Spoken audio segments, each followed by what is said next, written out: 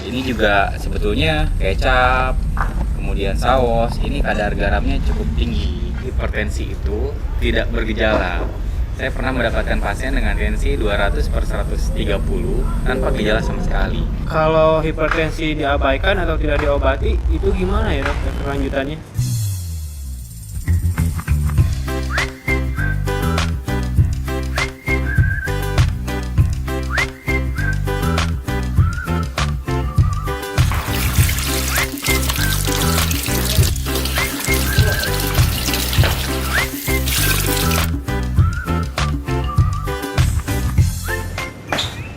Halo Ren, Oh, halo dok. gimana kabar? Alhamdulillah baik. Dokter gimana kabarnya dok? Alhamdulillah baik. Gimana kerjaan? Aduh, sekarang udah mulai numpuk dok. Tapi masalahnya saya jadi gampang capek sekarang dok. Oh gitu. Iya. Oh iya, Lutfi kemarin bilang katanya dia cek tensi kamu. Tensinya tinggi ya? Ah iya dok, benar. Saya mau tanya ini dok sekalian. Kemarin kan saya cek ke Lutfi ya, ke bagian poli. Terus tensi 2 minggu yang lalu, tensi saya tuh 154/100. Terus seminggu yang lalu saya cek itu jadi 145/95. Nah, itu untuk saya normal apa enggak ya dok? Oh iya ya. Teh, makanan sensai ya? Oh iya, sorry ya. Jadi gini, tensi normalnya secara umum itu didapatkan dari hasil pengukuran pada saat tensi sistol kurang dari 120 dan tensi diastol kurang dari 80 mm air raksa. Nah, seseorang dikatakan hipertensi jika tekanan darah sistol lebih dari sama dengan 140 mm air raksa atau tekanan darah diastol lebih dari 90 mm air raksa. Nah, untuk tensi Randy tadi segitu, kemungkinan Randy sudah jadi penyandang hipertensi. Nah, apakah itu yang menyebabkan saya jadi akhir-akhir ini gampang capek dan suka sakit tengguk dok? Sebetulnya pada dasarnya hipertensi itu tidak bergejala. Saya pernah mendapatkan pasien dengan tensi 200/130 tanpa gejala sama sekali. Namun beberapa orang mengeluhkan secara subjektif nyeri tengkuk, berat di kepala, sulit tidur, wajah kemerahan, atau bahkan cepat lelah. Jadi keluhan-keluhan itu sebetulnya tidak spesifik untuk hipertensi. Selamat siang dok. Oh iya, terima kasih Teh. Seperti biasa ya dok, menunya Iya. ada nasi merah, tetes ayam, ada capcay sama buah potongnya.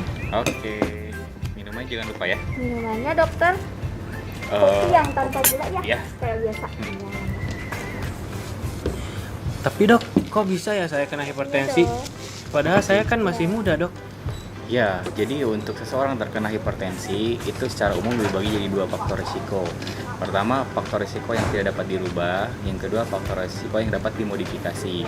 Yang tidak dapat dirubah seperti karena faktor usia, jenis kelamin, atau faktor keturunan. Yang kedua adalah ada faktor-faktor yang dapat dirubah seperti karena kegemukan, kemudian adanya stres, kemudian terlalu banyak minum kopi, kemudian merokok, minum alkohol, atau bahkan aktivitas yang kurang. Dok, kalau hipertensi diabaikan atau tidak diobati, itu gimana ya dok efek lanjutannya? Penderita hipertensi apabila tidak mengendalikan tekanan darahnya dalam waktu yang lama atau hipertensi persisten, maka dapat berakibat pada komplikasi jangka panjang yang berdampak pada ginjal, yang menyebabkan gangguan ginjal kronis atau bahkan jatuh ke cuci darah, menyebabkan gangguan penyakit jantung, baik koroner maupun penyakit bengkak jantung. Bahkan menyebabkan gangguan di otak, bisa terjadi stroke, dan di mata bisa menyebabkan kebutaan. Aduh, ngeri juga ya dok efek lanjutannya. Nah, kalau untuk pengobatannya sendiri seperti apa dok? Nah, untuk mengendalikan hipertensi, maka pertama seorang penyandang hipertensi harus mengetahui bahwa dirinya hipertensi dan mempunyai tekad untuk menjadikan hipertensinya menjadi hipertensi terkontrol. Setelah itu, dia berusaha untuk melakukan modifikasi gaya hidup, mengatur pola makan, meningkatkan aktivitas fisik, mengkonsumsi obat-obatan anti hipertensi, kemudian kontrol teratur. Modifikasi gaya hidup itu seperti apa ya dok? Jadi memperbaiki gaya hidup seperti olahraga teratur 3-5 kali dalam 1 minggu. Setiap sesinya antara 20-30 menit. Kemudian yang kedua, kurangi berat badan menuju ke berat badan ideal. Yang ketiga, istirahat yang cukup, yaitu 6-8 jam setiap hari. Kemudian kurangi stres. Kalau misalkan punya banyak hobi seperti main band, ya bisa menjalani hobi tersebut. Kemudian selanjutnya, apabila merokok, berhenti rokok. Apabila masih mengkonsumsi alkohol, segeralah untuk berhenti minum alkohol. Kalau untuk makanannya dok, ada nggak yang dipantang untuk penderita hipertensi ini dok? Nah, untuk penderita hipertensi, paling baik adalah mengadopsi makanan dengan metode DASH, yaitu Dietary Approach to Stop Hypertension. Yaitu apa saja? Pertama adalah membatasi garam kurang dari setengah sendok teh per hari.